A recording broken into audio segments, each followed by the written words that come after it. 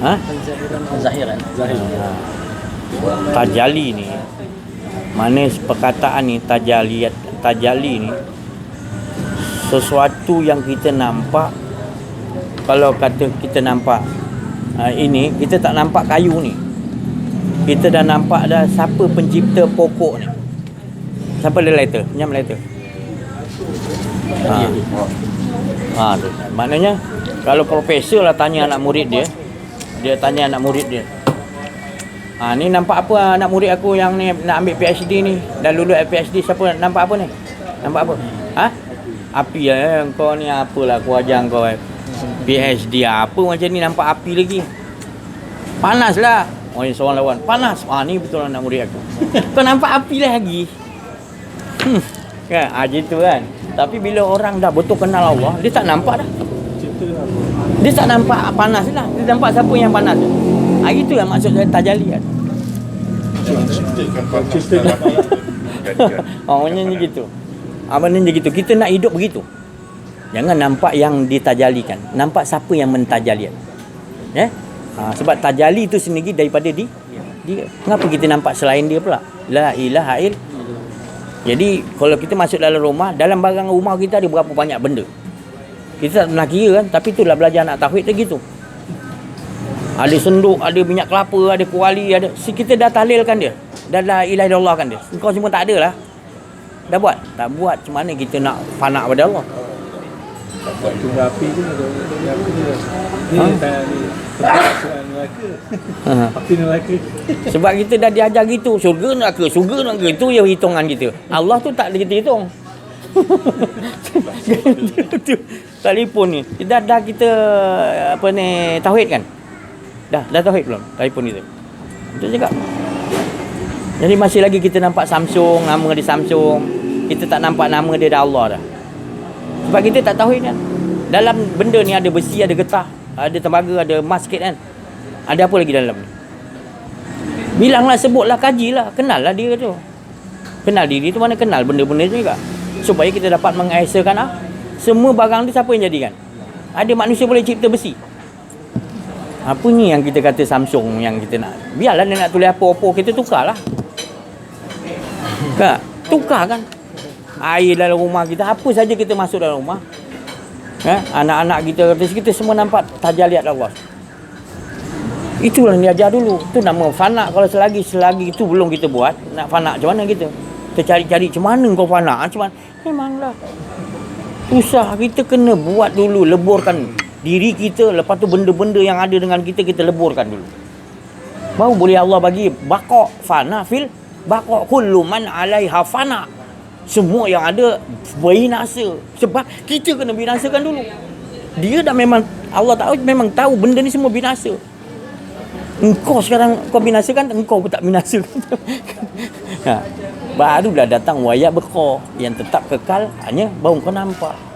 Ini semua tak ada, semua menunjukkan Allah semua dah. Jangan kau sia-siakan aku, jangan kau jadikan aku orang yang rugi. Aku nak merasakan Allah aja. Kita ajar dalam rumah dulu. Diri kita dah sudah dalam rumah pula kita semua. Nanti kita nampak kitab-kitab semua, kita nampak ilmu-ilmu Allah semua, kita nampak dia semua. Kita dah ajar gitu masuk dalam rumah, barulah rumahku surgaku. Nak rumahku surgaku tapi jadikan dia neraka. Jadikan dia azab, lupakan pada Allah. Azab kan? Jadi Islamkan, tauhidkan segala barang yang dalam rumah kita. Baru nanti kat luar kita nampak matahari, bulan, sahabat kita semua, kita dah nampak semua mentauhidkan Allah dah. Betul? Kalau tidak nanti kita kejap orang ni baik, ni tak baik, kita boleh biar penat kita nanti melayan benda-benda macam tu. Penat. Itu tadi. Jadi Allah tu ajar kita mudah, jangan kita bersulitkan. Allah tu. Ya? Manifestasi. Tu. Perbuatan. Penzahiran. Ya. Manifestasi. Betul? Kenyataan Allah. Tajaliat, manifestasi. Apa lagi? Bahasa dia. Maknanya Allah itulah sendiri yang dia yang zahir apa yang ditunjukkan semua menunjukkan Allah, bukan wajah Allah. Apa yang dizahirkan kuman halus, mana yang jelas, yang besar, matahari, bulan besar, yang halus yang tak nampak dengan ni pun semua dia yang zahir. Kan dialah zahid, dia juga yang batin. Batin tu apa? Dia lah menciptakan, janganlah cari dia. Batin mana dia menciptakan benda yang dizahirkan. Supaya kita nampak dia lah, bukan nampak zahir tu. Ha. Oh bahagia kalau duduk macam ni, seronok ah. Kan? Kita dah tahu hala tuju. Itulah yang manis, tak ada apa. Semua benda-benda yang ada kat sekalian alam ni, alam apa pun dah kita tauhid, dan benda-benda ni tak akan bawa kita kepada. Pernah apa ni? Tauhidkan iblis pernah? Tak pernah. Tak pernah. Tak pernah. Nah, kita suka salahkan dia, cuba kita ajakkan dia. Sebab Rasulullah sendiri tundukkan korin dia, tundukkan. Dengan lah ajakkan dia. Jadi dia tu dah tak suruh kepada lalai pada Allah, dah ada kita gitu. Dia pula takut. Dia pula takut dengan kita sebab dia berlawanan dengan pekerjaan dia. Pekerjaan kita mengesahkan Allah, pekerjaan dia untuk ajak. Jadi kan dia tak berani nak dekat kita. Tak payahlah nak halau-halau. Kita berlindung aja dengan Allah, bukan suruh lawan. Kita dengan Allah. A'udzubillahi minasy syaitan. Sekarang kat masjid boleh itikaf tak? Maknanya. Boleh itikaf tak? Sekarang ni di masjid tak boleh? Tak boleh. Sebab apa?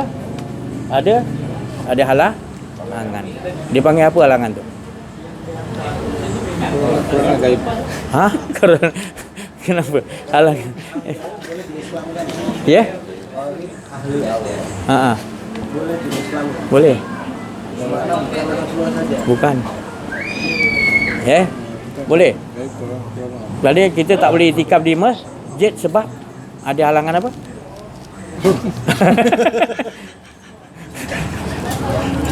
Yalah, masjid itu tu solat fardu hanya boleh EJK.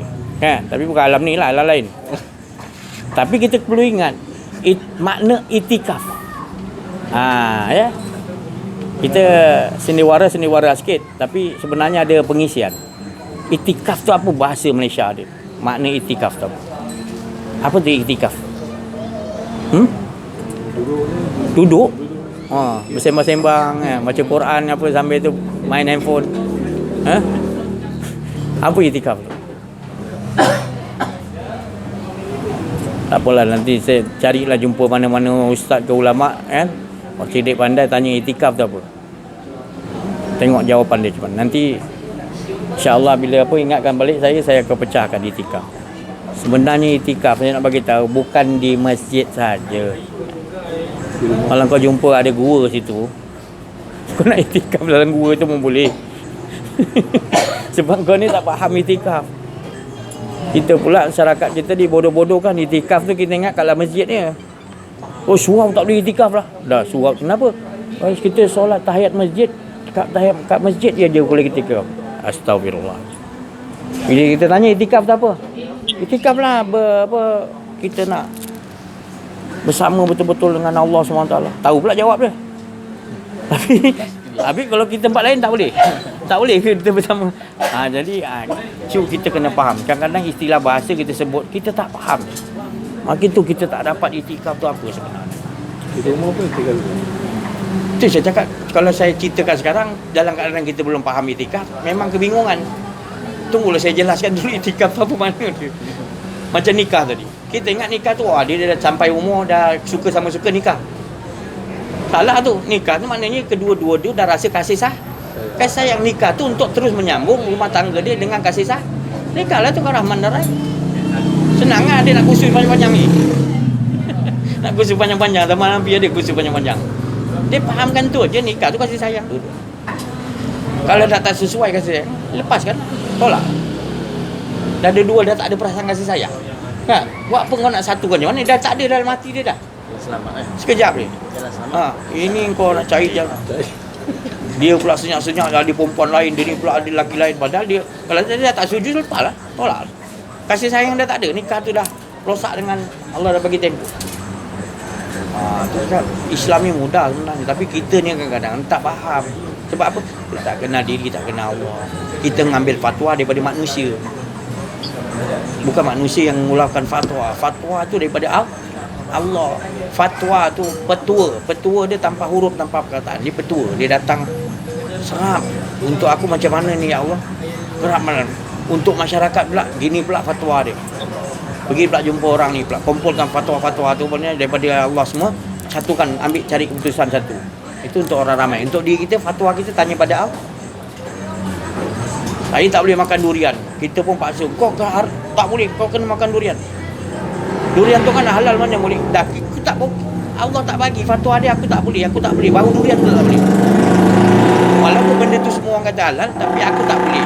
Jadi fatwa aku Allah tak bagi, tak haram bagi aku. Sebab aku kalau makan nanti macam-macam boleh jadi. Enggak? Jadi itu fatwa tu, ambil fatwa tu pada Allah. Hikmah fatwa. Untuk kita. Kalau untuk ramai, kita kena cari orang lain juga. Oh ramai, kalau ada 2,000 orang, ada salah seorang tu kumpulkan, kita pakat macam mana nak ambil jalan keputusan untuk masyarakat kita fatwa.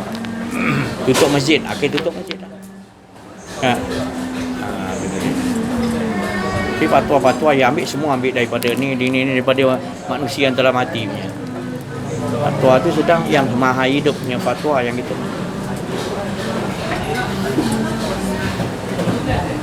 banyak lari tajuk kita. Kita tak bersandar sebut tu la ilaha illallah. Tapi ngambil pada yang dah telah mati. Bukan saya cakap tu tak bagus. Kita kena Allah dulu yang maha hidup, baru yang rujuk kepada yang telah dulu zaman dia waktu tu macam mana kita nak ambil fatwa dia. Zaman kita pula macam mana? Tak tentunya boleh sama. Jadi fatwa yang tepatnya daripada Allah tu yang kita minta. Kemudian baru kita cantum. Kalau untuk ramai untuk kita pegang. Saya pegang. Kenapa kau tak pergi solat? Minta maaf. Tutup dulu.